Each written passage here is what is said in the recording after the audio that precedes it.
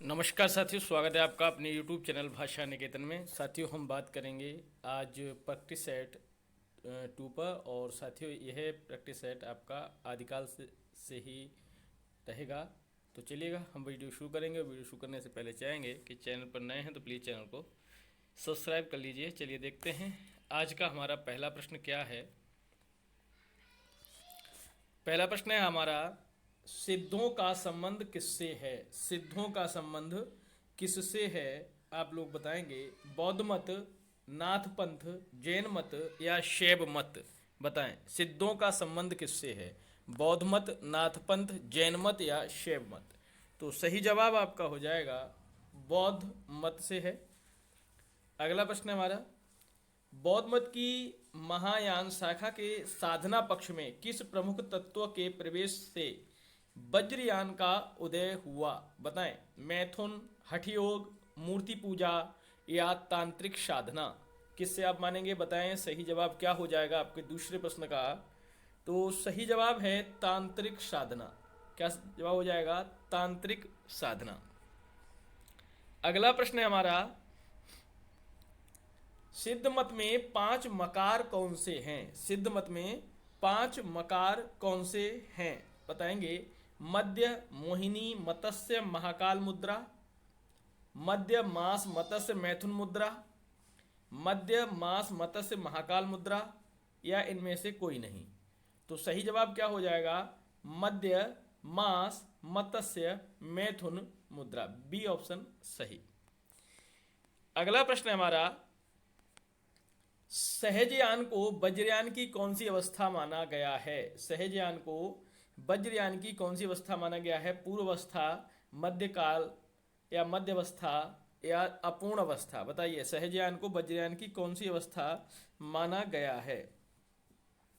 सहजयान को वज्रयान की कौन सी अवस्था माना गया है? बताएं। तो सिद्धा अवस्था। सा ऑप्शन सही है कि सिद्धा अवस्था। अगला है, चर्या पद का संबंध किससे है? चर्या पद का संबंध किससे है? सिद्ध मत, नाथ पंथ, रासो साहित्य या जैन मत? बताइए, चर्या पद का संबंध किससे है? सही जवाब क्या हो जाएगा? तो सही जवाब आपका हो जाएगा रासो साहित्य। रासो साहित्य। अगला प्रश्न हमारा, डिंगल शैली का प्रयोग किसमें मिलता है? डिंगल शैली का प्रयोग किसमें मिलता है? सिद्ध साहित्य, जैन साहित्य, रासो साहित्य या लौकिक साहित्य? किसमें मिलता है? सही जवाब क्या होगा? डिंगल शैली का प्रयोग किसमें मिलता है? तो रासो साहित्य में। रासो साहित्य सही जवाब होगा, सा ऑप्शन। अगला है, गुही समाज या श्री समाज, गुही समाज या इसको हम श्री समाज कहते हैं, का संबंध किससे है? सहजयान, वज्रयान, हीनयान या महायान? बताएं, गुही समाज का या श्री समाज का संबंध किससे है? तो सही जवाब हो जाएगा गुहे समाज या श्री समाज का है वज्रयान से। वज्रयान से संबंध है। अगला प्रश्न है, सिद्धों की तांत्रिक साधना में सहयोग स्त्री को क्या कहा जाता था? सहयोग स्त्री को क्या कहा जाता था? डोमिनी, भैरवी, मुहामुद्रा या उपर्युक्त सभी? बताइए, सिद्धों की तांत्रिक साधना में क्या कहा जाता था सहयोग स्त्री को? तो उपर्युक्त सभी सही है। तो क्या कहा जाता था? डोमिनी भी, भैरवी और महामुद्रा भी कहा जाता था। अगला प्रश्न है, सिद्धों की बानियों की भाषा को क्या कहा जाता था? सिद्धों की बानियों की भाषा को क्या कहा जाता था? सही जवाब क्या होगा आप बताएंगे। संध्या भाषा, खिचड़ी भाषा, कूट भाषा या रहस्य भाषा? बताएं, क्या कहा जाता था? तो सही जवाब आपका हो जाएगा संध्या भाषा। संध्या भाषा कहा जाता था। अगला प्रश्न है, सिद्ध साधना में डोमिनी या भैरवी का अर्थ है हठ योग की मुद्रा की एक मुद्रा, चर्यापद का एक विशेष गीत, वामाचर में सहयोगी प्राय नीच जात की स्त्री या तांत्रिक साधना? बताइएगा, सिद्ध साधना में डोमिनी या भैरवी का अर्थ है क्या है? तो सही है आपका जवाब, वामाचर में सहयोगी प्राय नीच जात की स्त्री सही है।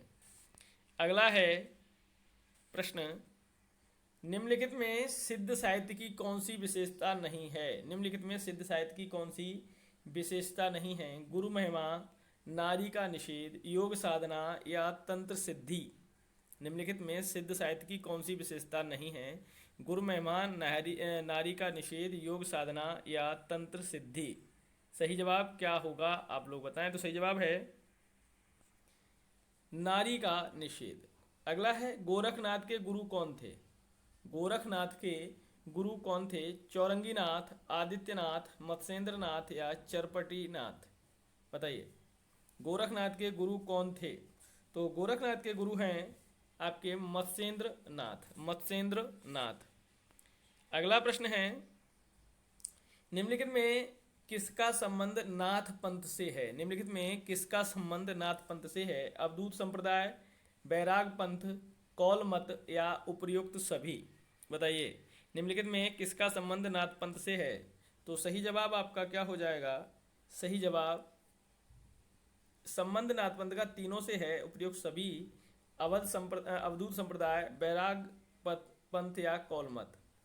अगला प्रश्न है नाथ साहित्य की कौन सी विशेषताओं ने भक्ति काल के संत काव्य को प्रभावित किया? गुरु महिमा, मूर्ति पूजा का विरोध, व दोनों या इनमें से कोई नहीं? क्या जवाब होगा आप लोग बताएं। तो नाथ साहित्य को इन दोनों विशेषताओं ने प्रभावित किया है भक्ति काल के संत काव्य को। आ और बा माने गुरु महिमा और मूर्ति पूजा का विरोध। अगला प्रश्न है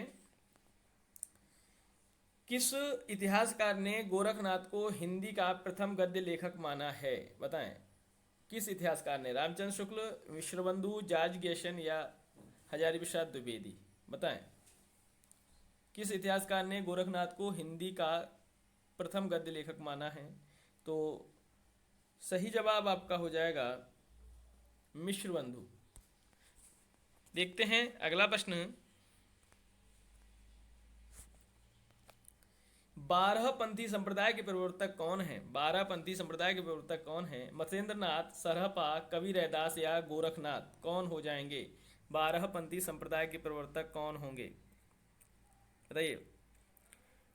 12पंथी संप्रदाय के प्रवर्तक कौन है? मत्स्येंद्रनाथ, सरहपा, कवि रैदास, गोरखनाथ? बताइए सही जवाब आपका हो जाएगा गोरखनाथ। अगला है कौल मत के प्रवर्तक कौन है? कौल मत के प्रवर्तक कौन है? मत्स्येंद्रनाथ, सरहपा, गोरखनाथ या शालिवद्ध सूरी? कौल मत के प्रवर्तक कौन हैं? सही जवाब आपका हो जाएगा मत्स्येंद्रनाथ, मत्स्येंद्रनाथ। अगला प्रश्न है सिद्ध साहित्य के संदर्भ में कौन सा कथन असत्य है? सिद्ध साहित्य के संदर्भ में कौन सा कथन असत्य है? इसमें हठयोग और तांत्रिक साधना प्रमुख है, सिद्धि के लिए स्त्री का भोग आवश्यक माना गया है, रहस्य भावना की प्रमुखता है या मूर्ति पूजा का विशेष महत्व है? बताइए संदर्भ में सिद्ध साहित्य के संदर्भ में कौन सा कथन असत्य है आपको बताना है। सही जवाब आपका हो जाएगा मूर्ति पूजा का विशेष महत्व। ऐसा नहीं है, यही असत्य है ना, यही असत्य है क्योंकि मूर्ति पूजा का विशेष महत्व नहीं है। अगला प्रश्न है हिंदी साहित्य की किस काव्यधारा पर सिद्ध और नाथ साहित्य का सर्वाधिक प्रभाव दृष्टिगोचर होता है? हिंदी साहित्य की किस काव्यधारा पर सिद्ध और नाथ साहित्य, सिद्ध और नाथ साहित्य का? सूफी काव्य, संत काव्य, रामकृष्ण काव्य या रीति काव्य? सही जवाब क्या होगा इसका? तो सही जवाब है संत काव्य। अगला प्रश्न देखते हैं। अगला प्रश्न है सिद्धों और नाथों में किस बात को लेकर मतभेद था? सिद्धों और नाथों में किस बात को लेकर मतभेद था बताएंगे। तीर्थाटन और कर्मकांड का विरोध, जाति पात का खंडन, हठयोग साधना, साधना में नारी का भोग? बताइए सिद्धों और नाथों में किस बात को लेकर मतभेद था बताएंगे। तो सही जवाब क्या हो जाएगा इसका आपका साधना में नारी का भोग। साधना में नारी का भोग सिद्धों और नाथों के इस बात से क्या था? मतभेद था। अगला प्रश्न देखते हैं कान में बड़े बड़े छेद करके उनमें भारी कुंडल धारण करने वाले कनपटा साधु किस पंथ संप्रदाय से संबंधित हैं? कनपटा साधु औघड़ पंथ, सूफी संप्रदाय, नाथ संप्रदाय या सहजिया संप्रदाय? बताएं सही जवाब क्या हो जाएगा इसका बताइए। तो नाथ संप्रदाय क्या होगा? नाथ संप्रदाय, नाथ संप्रदाय हो जाएगा। देखते हैं अगला प्रश्न वैराग्य पंथ, वैराग्य पंथ के पंथ किस संप्रदाय की शाखा है? वैराग्य पंथ, नाथ संप्रदाय, गोरखपंथी संप्रदाय, जैन संप्रदाय या सिद्ध संप्रदाय? वैराग पंथ किस संप्रदाय की शाखा है? सही जवाब क्या होगा? सही जवाब आपका हो जाएगा गोरखपंथी संप्रदाय, गोरखपंथी संप्रदाय। अगला प्रश्न देखते हैं, श्रावकाचार्य रचना का संबंध किस मत से है? श्रावकाचार्य रचना का संबंध किस मत से है? नाथ पंथ, जैन मत, सिद्ध संप्रदाय या इनमें से कोई नहीं? बताएं, श्रावकाचार्य रचना का संबंध किस मत से है? तो सही जवाब हो जाएगा आपका जैन मत से, जैन मत से है। अगला प्रश्न है हमारा, सरहपा सिद्ध कवि कौन सी रचना है? सरहपा सिद्ध कवि की कौन सी रचना है? दोहा कोश, प्राण संकली, चर्यापद या इनमें से कोई नहीं? बताएं, कौन सी रचना है सरहपाद की? तो सही जवाब आपका है दोहा कोश, दोहा कोश। अगला प्रश्न है, गोरखवाणी का संपादन किसने किया? राहुल सांकृत्यायन, हजारी प्रसाद द्विवेदी, श्याम सुंदर दास या पीताम्बर दत्त वणथवाल? गोरखवाणी का संपादन किसने किया? सही जवाब आपका पीताम्बर दत्त वणथवाल। अगला प्रश्न, चर्यापद के रचनाकार कौन हैं? सरहपा, शबरपा, मुनिजिन विजय या लुइपा? चर्यापद के रचनाकार कौन हैं?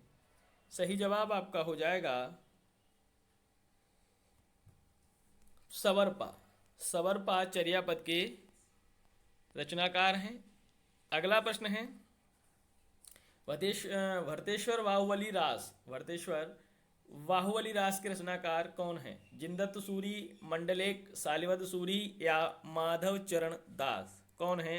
सही जवाब क्या है? सही जवाब है शालिभद्र सूरी, शालिभद्र सूरी। अगला प्रश्न है, सिद्ध साहित्य में अपभ्रंश भाषा का कौन सा रूप मिलता है?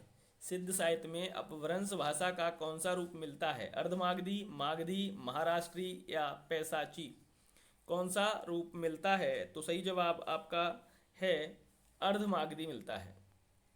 अगला प्रश्न है हमारा, रेवंत गिरिराज के रचनाकार कौन है? रेवंत गिरिराज के रचनाकार कौन है? धर्मसूरी, विजय संसूरी और या श्री आशोक या शालिभद्र सूरी? रेवंत गिरिराज के रचनाकार कौन है? सही जवाब क्या है आपका? विजय सेन सूरी, विजय सेन सूरी। अगला प्रश्न है, उपदेश रसायन के लेखक हैं? उपदेश रसायन के लेखक हैं मुर्जिन विजय, स्वयंभू, जिनदत्त सूरी या पुष्पदंत? उपदेश रसायन के लेखक हैं। क्या जवाब होगा? सही सही, तो सही है जिनदत्त सूरी, जिनदत्त सूरी। अगला प्रश्न है, जहि मन पवन न संचरई, रवि शशि नाहि पवेश, और तहि वट चित्त विशाख करो सरेह सरहे कही उवेश? यह दोहा किस कवि का है? स्वयंभू, गोरखनाथ, सरहपा या कबीर? बताइए किसका है यह दोहा? सही जवाब क्या हो जाएगा? सरहपा का है। अगला प्रश्न है, उनकी रचनाओं का जीवन की स्वाभाविक सरणियों, अनुभूतियों, दशाओं से कोई संबंध नहीं है, वे सांप्रदायिक शिक्षा मात्र हैं, अतः शुद्ध साहित्य की कोट में नहीं आ सकती। उपर्युक्त उद्धरण के लेखक कौन हैं? हजारी प्रसाद द्विवेदी, रामचंद्र शुक्ल, रामकुमार वर्मा या राहुल सांकृत्यायन? किसकी पंक्तियां हैं ये? सही जवाब रामचंद्र शुक्ल, सही जवाब है रामचंद्र शुक्ल। अगला प्रश्न देखते हैं। अगला प्रश्न है, कौवा तरवर पंच निडाल, चंचल चिये पैठो काल? यह किसकी पंक्ति है? सरहपा, देवसेन, लोइपा या पुष्पदंत? किसकी पंक्ति है? कौवा तरवर पंच निडाल, चंचल चिये पैठो काल? बताइएगा। सही जवाब क्या है? तो लोइपा की पंक्ति है ये। किसकी है? लोइपा। चलिए देखते हैं अगला प्रश्न है,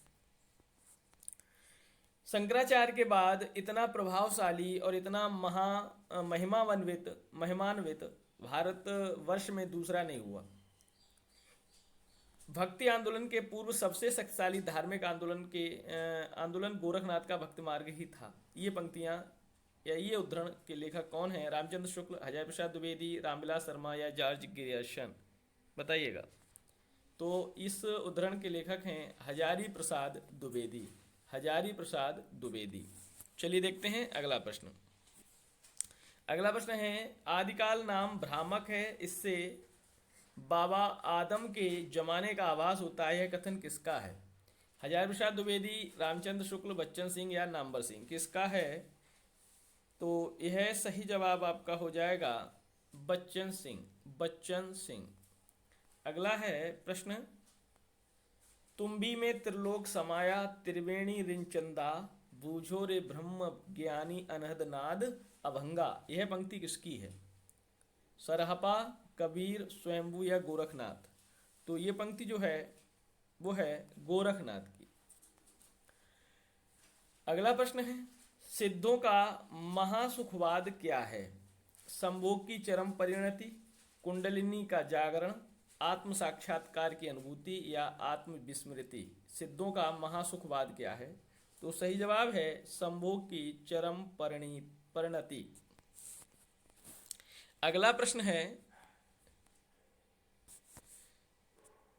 लोक भाषा में कौन सा साहित्य लिखा गया? जैन साहित्य, सिद्ध साहित्य, नाथ साहित्य या रासो साहित्य? लोक भाषा में कौन सा साहित्य लिखा गया है? सिद्ध साहित्य। अगला प्रश्न, सिद्ध साहित्य का क्षेत्र कौन सा था? पूर्वी क्षेत्र, पश्चिमी क्षेत्र, दक्षिणी क्षेत्र या उत्तरी क्षेत्र? बताइए, सिद्ध साहित्य का क्षेत्र कौन सा था? तो सही जवाब है पूर्वी क्षेत्र। अगला प्रश्न है, जैन साहित्य किस क्षेत्र में लिखा गया था? पूर्वी क्षेत्र, पश्चिमी क्षेत्र, उत्तरी क्षेत्र या दक्षिणी क्षेत्र? जैन साहित्य किस क्षेत्र में लिखा गया था? तो यह लिखा गया था आपका पश्चिमी क्षेत्र में। देखते हैं अगला प्रश्न, रास ग्रंथ रूप किस साहित्य का लोकप्रिय रूप था? रास ग्रंथ किस साहित्य का लोकप्रिय रूप था? जैन साहित्य, बौद्ध साहित्य, नाथ साहित्य या लौकिक साहित्य? बताइए, सही जवाब क्या होगा? रास ग्रंथ रूप किस साहित्य का लोकप्रिय रूप था? तो सही जवाब है जैन साहित्य, जैन साहित्य। अगला प्रश्न है,